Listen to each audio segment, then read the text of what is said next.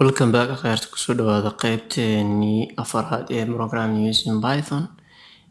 Qaybtan waxaan qaadan doonaa variables wax la dhaho.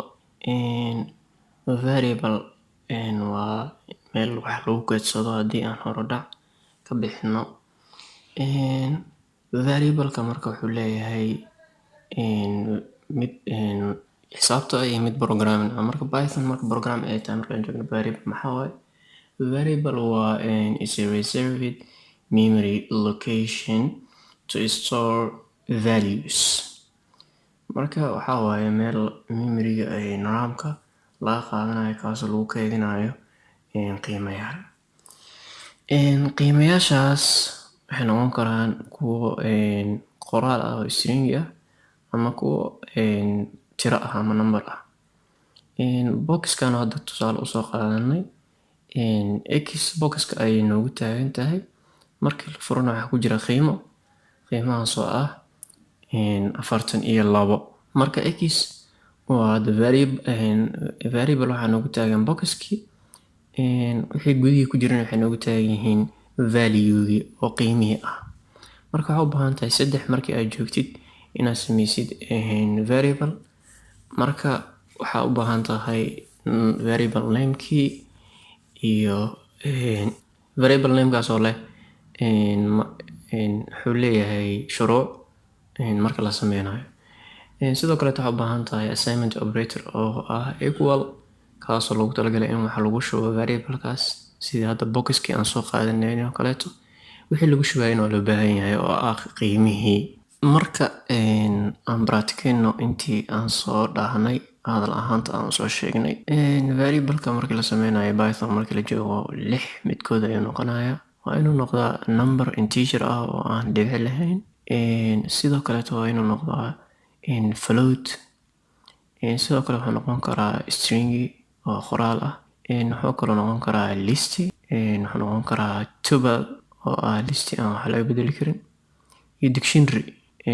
Labada ugu dambeysa iyo dictionary ma qaadan doono. Hadda waxaan qaadan doonaa integer, float iyo str. Marka labada ugu dambeysa waa mowduucyo kale oo khaarijul mowduuc ah. Marka ayaga laftirkooda gaar in looga hadli rabaan marka kaadaladooda ma qusayso inta. Integer ugu horeeyo, float ayaa ku xigo, stringina waa ugu dambeeya. Waxaan hadda qaadan doonaa marka aan variable-ka wax ku shubeyno Python inta la joogo. Intaas markii laga soo gudbo variable-ka waxaan dhahnay markii la sameynayo waxaa loo sameeyaa marka hore magaca loo bixiyaa. Anaga hadda integer u baxsanay. Integer wax hore u jiro oo luqadda iska leed maaha. Intii waaye marka integer la rabo in macnaha wax laga dhigo. Integer like wax qori kartaa. Waxaan ku shubay 100. haddaan rabo inaan soo print gareeyo print function isticmaalaya. Marka hadda float aan kaleeto inaan rabo variable ka dhigaa rabaa laakiin kama dhigi karo maxaa yeelay waa wax ay luqadda kusoo degtay ee iska leedahay.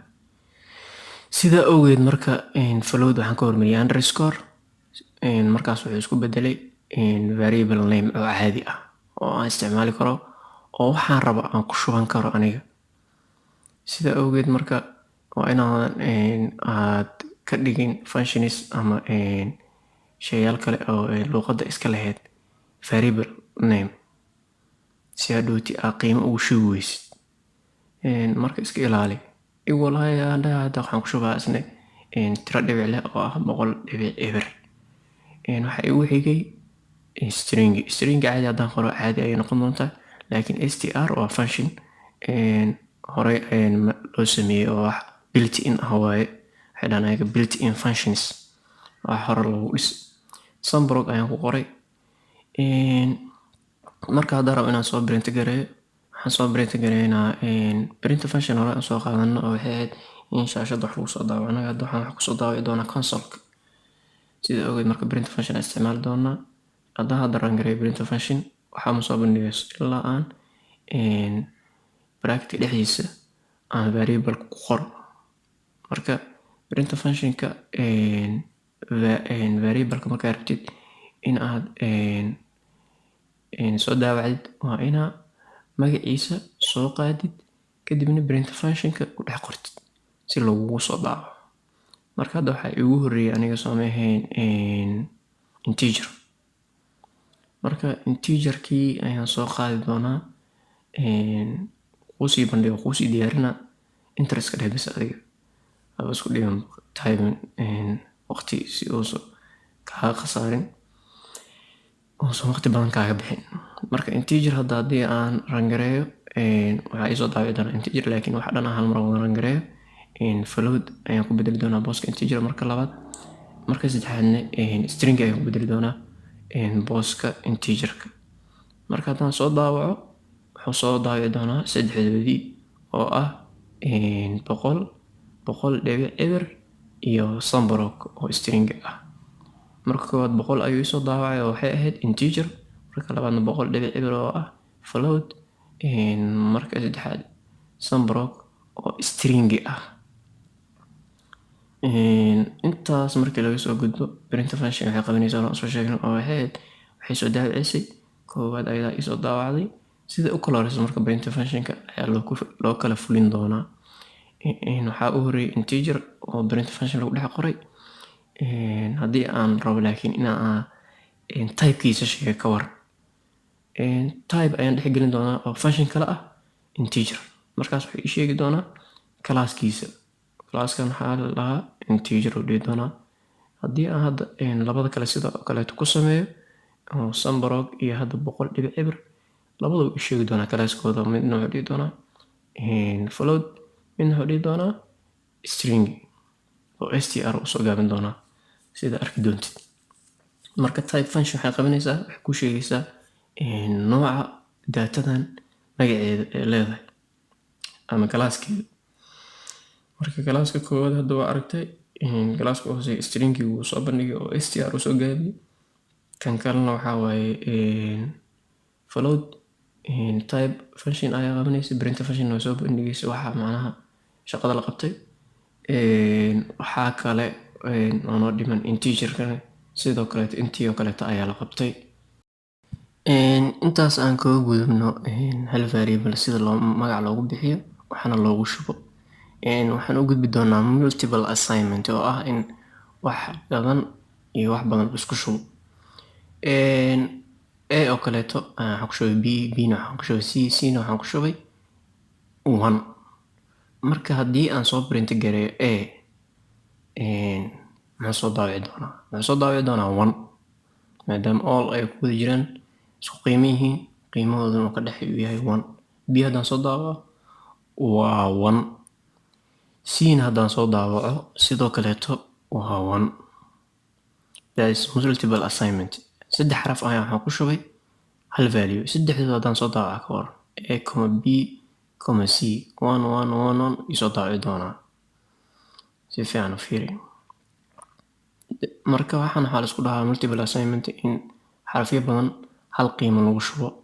saa ujeedid syntaxkeeda ama qaabkeedana sidaas ayaa loo qoraa. a e b a c-na waxaa ku jiro 1.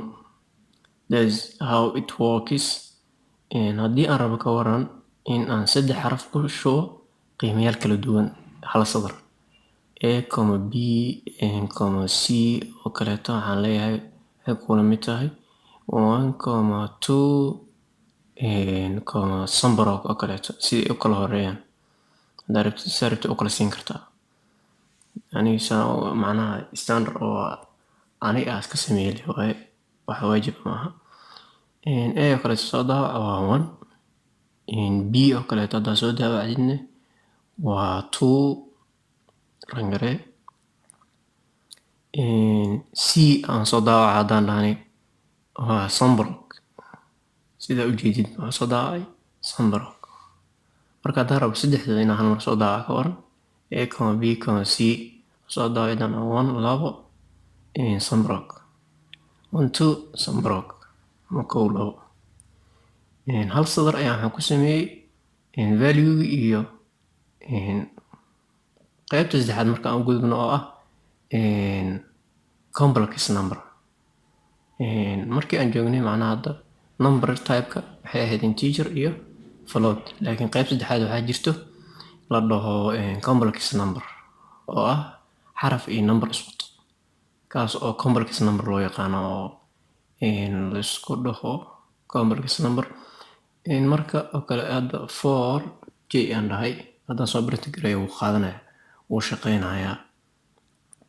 Marka aan fiirino complex number aan soo daawacno 4j uu soo daawacay si aan ujeedid. Ka warna laakiin haddii aan ka bedelo oo macnaha aan dhaho 4jj oo kaleeto,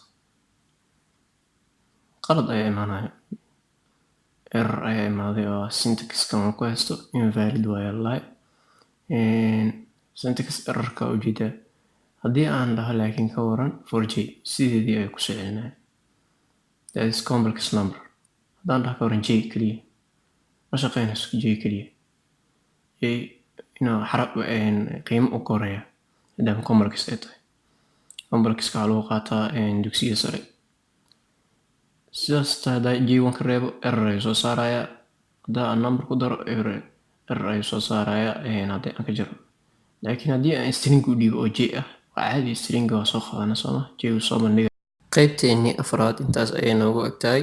waa inoo qaybta xigta.